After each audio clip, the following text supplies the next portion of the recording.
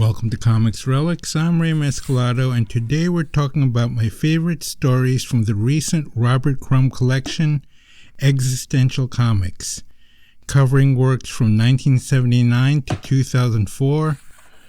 I like to think of them as the weirdo years, but as the table of contents will show us, it also includes stories from Hup as well as Zap.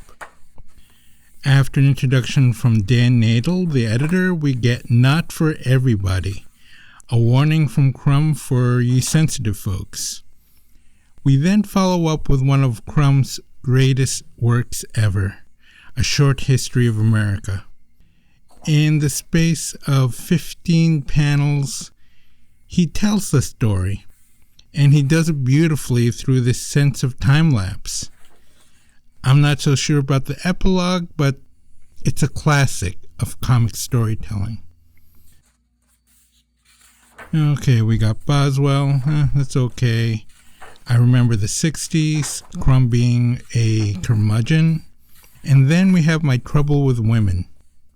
In this one, he combines a light Bigfoot style with his autobiographical history with the fairer sex, the fantasies, the expectations, but most of all, the neurosis.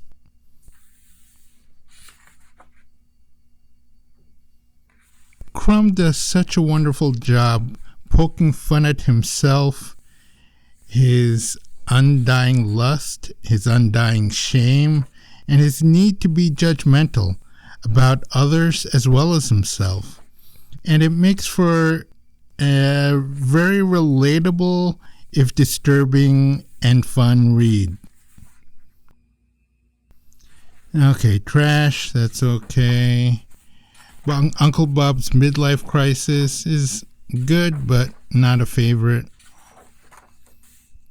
Alright, next is Jelly Roll Morton's Voodoo Curse. This is a great story.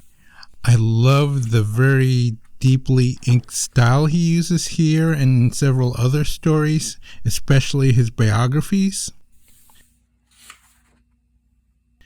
And it's a fascinating tale with an unexpected final panel. For some reason, that final panel sticks with me more than anything else.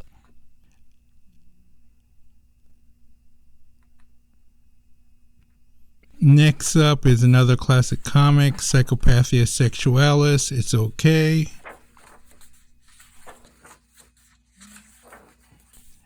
We have Patton, again in that great inky chiaroscuro style.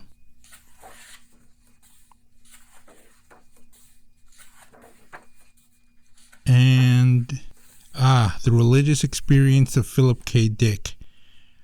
Another one of my favorite Crumb stories, in large part because I also enjoy the writing of Philip K. Dick. So it's great to see Crumb cover this important part of his life that contributed to his theories on Valis and the Valis trilogy. So it's beautifully illustrated. It manages to capture this sense of the cosmic and the paranoid in Dick, and does so quite faithfully and respectfully as far as I'm concerned. Then we get to Footsie, and another great autobiographical story.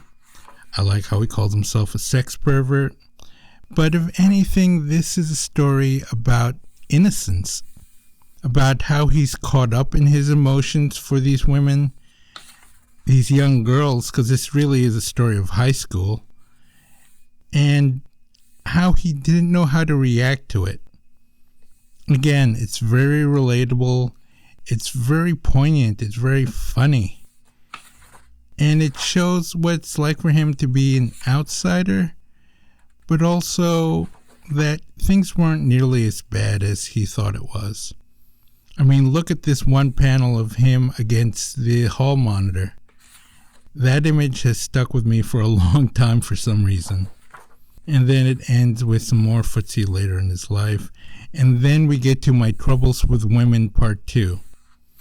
Now, the rendering in part 2 is a lot more elaborate, more detailed than part 1. It's also a lot angrier and more furious. I do love that little toy he tries to share. Another really memorable Crumb image, him choking that woman who's just playing along. It's kind of ridiculous. And yeah, it's a good sequel. I actually like the first part better in some ways, but this one is just as good. Oh God. And it also has this great epilogue featuring Sophie Crumb, so that was kind of nice. We have Cave Wimp. Okay, that's a story I don't like as much. I don't know. It's such a misanthropic story, as is the one that follows it. But Nausea is also a story of misanthropy, but as a classic comic relating Jean-Paul Sartre and doing it with such beautiful art and these weird off-kilter panels. I don't know, that one works for me. Okay, we have Point the Finger. Oh, that's a Trump story. Never was a fan of that. Then a little bit of being philosophical. Modo Day, which I've never liked. I loved his stories in Weirdo. I didn't like Modo Day. Then we get Dumb, which is a fun story. I couldn't get into it as much, though it's precisely the kind of autobiography I enjoy from Crumb. I seem to enjoy his autobiographies. Oh, and Don't Tempt Fate, which explains a problem he's had with his teeth all his life and how he brought it about.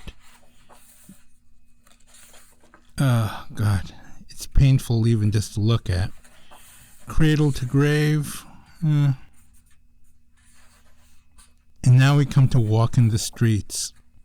And I love how this story is about really Crumb and his brother as they were growing up.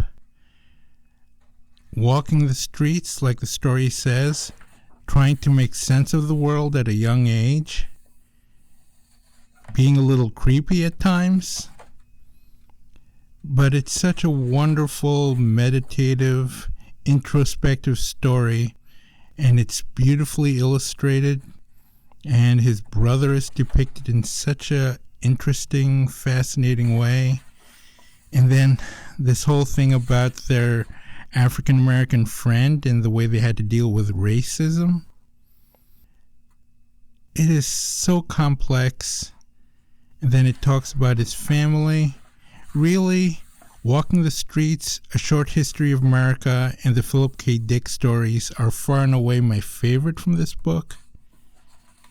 But the whole book is worth it. It's such a great collection of stories. Dan Nadel did a great job with it. The book itself is just wonderfully made.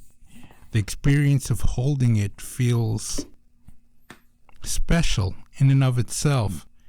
And then there are all these stories that are just, well, they run the gamut from bizarre to heartfelt.